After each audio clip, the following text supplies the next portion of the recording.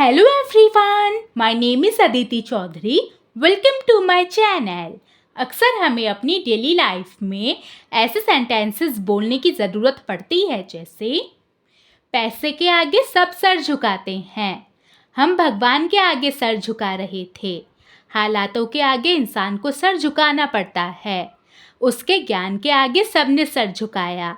ऐसे हिंदी के सेंटेंसेस जिनमें हम किसी चीज़ के या इंसान के आगे सर झुकाने के बारे में बात करते हैं, इनको इंग्लिश में बोलने के लिए हम बाउ डाउन टू समवन और समथिंग का यूज़ करते हैं, जिसका मतलब होता है किसी इंसान के या चीज़ के आगे सर झुकाना, यानी कि उसके आगे सरेंडर कर देना, एक तरह से अपनी वीकनेस शो करना उसके आगे। इसको लेकर सेंटेंसेस बनाने का रूल देखते हैं।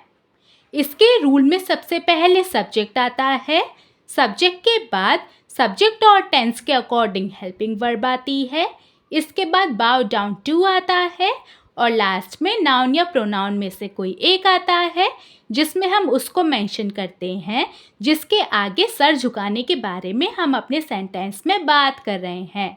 अगर किसी का नाम ले रहे हैं तो नाउन आएगा और अगर नाम नहीं ले रहे हैं तो प्रोनाउन आएगा, जैसे कि me, you, him, her, us, them.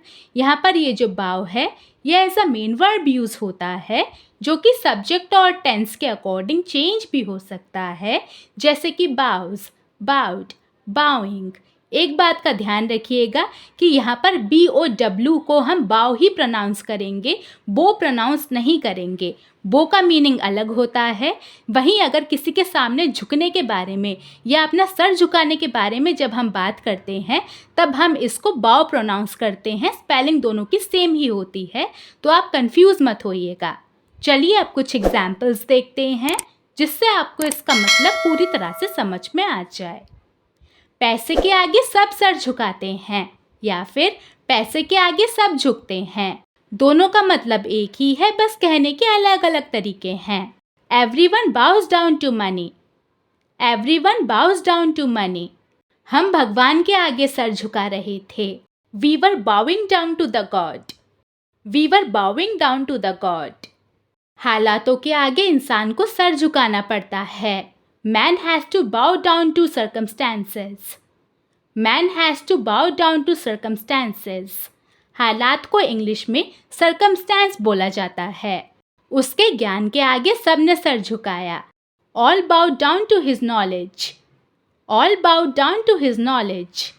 हमें हमेशा अपने माँ बाप के आगे सर झुकाना चाहिए। We should always bow down to our parents. We should always bow down to our parents. तुम उसके आगे अपना सर क्यों झुकाते हो? Why do you bow down to him? Why do you bow down to him?